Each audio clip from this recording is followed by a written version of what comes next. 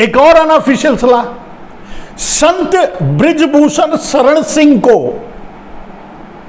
जो महिला उद्धार में लगाए, जिनको आपने महिला उद्धार में लगा रखा है, उनको चुनाव में ले जाइए कर्नाटक में और उनसे वोट मांगिए या उनके नाम पर वोट मांगिए कि देखिए हमारे पास ऐसे सांसद हैं जो महिला खिलाड़ी, अंतर्राष्ट्रीय महिला खिलाड़ियों तक को नहीं छोड़ते,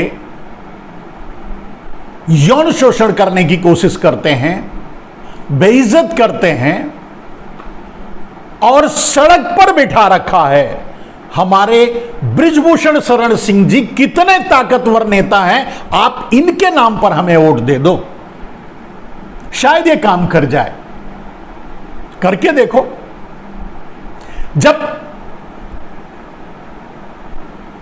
सब कुछ जा ही रहा है, गलती पर गलती कर रहे हो, तो ये भी करके देख लो। राकेश टिकैत जी आज जंतर मंतर पर आए, पहलवानों का मनोबल बढ़ाया और वो जिस भाषा का इस्तेमाल करते हैं, ये जो उनका टोन होता है, वही उन्होंने यहां भी दिखाया। आप खुद सुन सकते हैं। जिस तरह की हालात आज हो रही है, ये देश के बाबा भीमराव अंबेडकर के संविधान को नहीं मानते, ये देश के कानून को नहीं मानते, कोर्ट को नहीं मानते, इलेक्शन कमीशन को नहीं मानते, ये किसी को नहीं मानते। पूरी प्रेस, 21 चैनल इन्होंने, अडानी ने खरीद लिए हैं। वहां से क्या क्वेश्चन नागपुर से आता है, वही क्वेश्चन इन बच्चों से पूछा जाता है। घबराने की जरूरत नहीं। 13 महीने हमने पूरी मीडिया का मुकाबला करा, इनकी गलती नहीं है जो यहाँ पर लोग खड़े हुए हैं, लेकिन आज कैमरा और कलम पे बंदूक का पहरा देश में है और 24 तारीख के बाद में स्थिति और देश में खराब होगी। इस देश को बांटने का काम करा जा रहा है। देश में न्याय पे भी कुछ विश्वास है।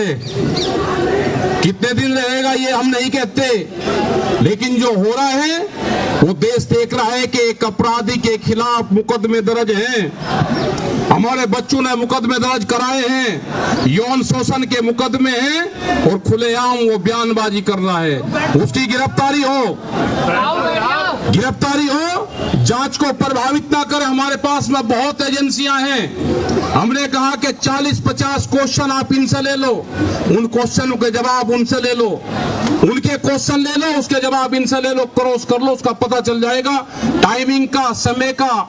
जो एक क्वेश्चन करे उसका जवाब ले लो, पानी का पानी और दूध का दूध हो जाएगा। आप घबराने की जरूरत नहीं है। पूरा देश आपके साथ में है। इनकी हिम्मत नहीं है कि ये आपको छू भी दे। यहाँ के पुलिस प्रशासन भी तंग करते हैं इनको, जब रोटी आती है तो इनको तंग करते हैं। इनका ड्राइवर यहाँ पे चूल्हा वो लेकर आया, उसकी पिटाई करी गई। अगर खाना नहीं आएगा तो भूख से रहना। आपकी सरहद यही है। ये इधर ये पोल होगा, ये जो जंतर मंतर है, अगर आप यहाँ से शहीद होकर जाओगे तो देश और दुनिया में आपका नाम होगा। आपके साथ में रहेंगे। जैसे हमने गाजीपुर बॉर्डर पे 148 लोगों ने 2500 पुलिस कर्मचारियों का मुकाबला किया, हमने अपना सरहद नहीं छोड़ दी। आज आपके सामने भी वही परीक्षा है। आप यहाँ पे 10 रहो, 40 रहो, 50 रहो, पूरे देश की नजरें आपके ऊपर है। आप इस कदम को पीछे नहीं हटाओ जब तक न्याय नहीं मिलेगा। पूरा देश आपके साथ में है। ये आप पे अलग अलग एलिगेशन लगाएंगे, आपको जातिवाद में फंसाएंगे, आपको धर्मवाद में फंसाएंगे, आपको एक ही अखाड़े का बताएंगे, एक ही स्टेट का बताएंगे। उससे घबराने की जरूरत नहीं है। उन सवालों को लिख लो और उसका क्या जवाब देना है। और प्रेस के लोगों से भी है कि प्रेस के लोग, बड़े वाले भाई साहब आए नरेश टिकैत जी, उनसे बार बार क्वेश्चन करा उनसे 4-5 बार क्वेश्चन करा कि अगर सुप्रीम कोर्ट भी इनके पक्ष में फैसला नहीं देगा तो क्या करोगे। उन्होंने फिर मना करा, अब हमें पूरा विश्वास है, उन्होंने फिर कहा कि अगर नहीं करा फैसला तो क्या करोगे। उन्हें तीसरी बार फिर कहा कि क्या करोगे। हम वही करेंगे अगर आपकी बहन बेटियों के साथ में ये काम होता हो, जो भी लोग क्वेश्चन करने वाले हैं, तो जो आप करोगे हमारा फैसला भी आपके साथ में है। किसी आदमी को गुमराह करने की कोशिश मत करो कि हम कोर्ट के भी खिलाफ बोल रहे हैं। किसी को गुमराह करने की कोशिश मत करो। क्वेश्चन करने हैं जो भी आप, वो हमसे क्वेश्चन करो। इन बच्चों के क्वेश्चन भी हमसे करो। हम 13 महीने आपके हर क्वेश्चन का जवाब दिया। आज भी हम 4 बजे तक, 3-4 बजे तक यहाँ रहेंगे। जो भी आपके सवाल जवाब होंगे सबके सवाल जवाब देंगे। इन्हें बालकों को उलझाने की कोशिश मत करना। यहाँ पे कहते हैं कि पॉलिटिकल आदमी यहाँ पे आते हैं। जिस दिन पार्लियामेंट में ये फैसला हो जाएगा कि कोई विपक्ष के आदमी वहां पर नहीं बैठेंगे, वे विपक्ष के आदमी एक जगह बैठते हैं, वहां पे एक जगह अपना नाश्ता करते हैं, सत्ता और विपक्ष के लोग, और यहाँ पे कहते हैं कि आपको पॉलिटिक्स के दूसरे लोग सपोर्ट कर रहे हैं। जिस दिन पार्लियामेंट में एक कानून बन जाएगा कि जिसकी सरकार होगी उसी के लोग पार्लियामेंट में बैठेंगे और दूसरे नहीं बैठेंगे, वे लोग यहाँ पर आना भी बंद हो जाएंगे। उन्होंने सीधे कहा कि ना तो वो ट्रैक्टर भाड़े के नहीं थे, वो ट्रैक्टर अभी भी हैं और वो लाखों लोग अभी भी हैं, और सभी की निगाह जंतर मंतर पर है। पूरे देश की निगाह जंतर मंतर पर है। ये तो मोदी जी की परिपाटी है।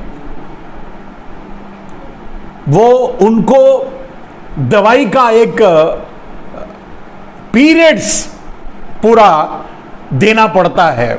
उन्होंने 41 दिन की का एक डोज बताया। खैर, वो अपनी स्टाइल में पहलवानों का समर्थन करके गए। पूरे देश की निगाह जंतर मंतर पे है, इससे कोई इनकार नहीं कर सकता। और नरेंद्र मोदी जी, ये मामले ऐसे खत्म नहीं होंगे। आप बृजभूषण शरण सिंह से कर्नाटका में वोट मंगवाओ या ना मंगवाओ, उनके नाम पर वोट मांगो या ना मांगो, लेकिन कर्नाटका पूरी तरह से आपके एरोगेंस को, आपके भ्रष्टाचार को, आपके तौर तरीकों को,